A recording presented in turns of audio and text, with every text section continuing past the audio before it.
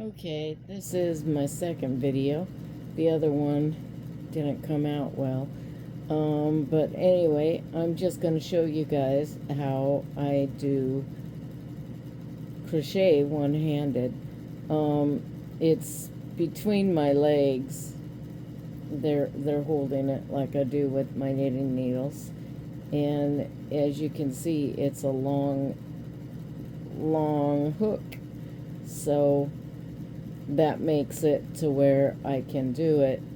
And then this is how I do it. Okay, so I have to grab 2 strands from the top, put it on, wrap it, and then pull it through. And wrap it, and then pull it through. And then let's do it again. I put it through the 2, and then I wrap it and pull it through, and wrap it and pull it through the 3 or the 2, and then let's make sure my hand's out of the way. Okay, you got it, and then make sure I got the right one.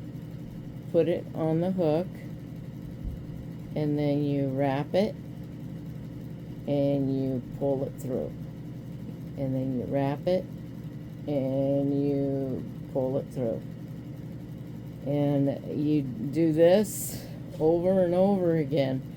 Now the thing about it is, making a blanket, especially if it's as big as to cover your whole queen size bed, it takes months and hours of crocheting. With the baby blanket, it doesn't take as much, but it still takes a very long time. I put my heart into what I make, and I just pray or hope, not so much as pray, but hope that people realize that my love is attached to what I'm making.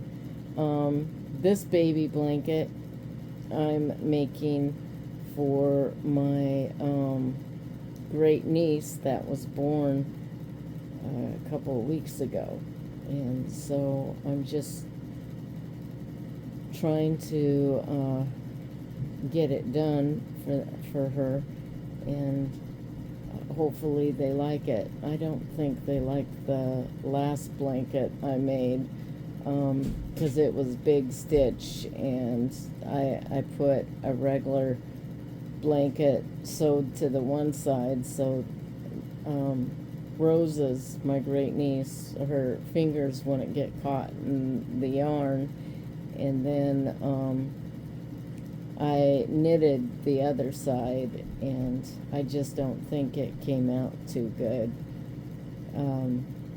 It took me a while to make it, but I think crocheting it takes longer, because it's just, with knitting it's one hoop, but with crocheting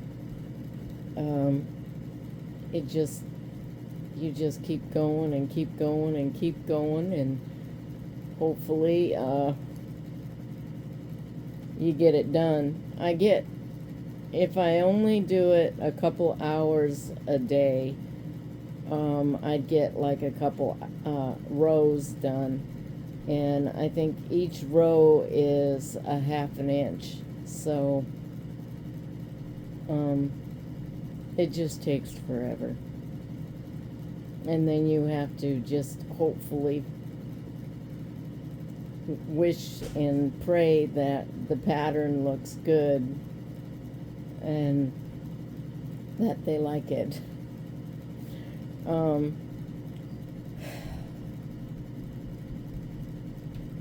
What can I say? I like making things for people, and this is something that they can keep and have for years, I know that the baby blanket I made my daughter Courtney, it was large knit, and it stretched out, and it just wasn't a good blanket. Crocheting, I don't see them stretching out, and I don't see the baby's fingers getting caught in it, because they're a lot tighter. But I prefer now, if I'm making blankets, to crochet them instead of knitting them. But anyway, I just figured I would show you guys how I do this. And, you know, if anyone ever wants one, just let me know. And expect me to take a while to get it done. I don't know how you determine how much to pay for a blanket when someone's making it, because it's not like a computer or a machine that can make it real quick. It just takes a lot of work. And I just don't think a lot of people want to pay for that. That's why I just don't make it as a business. Though I do have a friend who does do it as a business, and she's amazing. She's the one who taught me how to crochet, and I'm just in awe over her.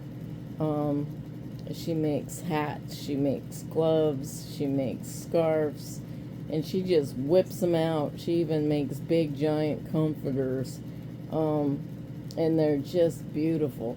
And she's got like all these containers. Well, she's moved since, but she's got all these containers and shelves full of yarn that she's bought, and I only buy the yarn as I need it, because I don't do it any other way. Anyway, I hope you guys enjoyed this and enjoyed watching me do a couple stitches. And I don't know what else to say, but have fun.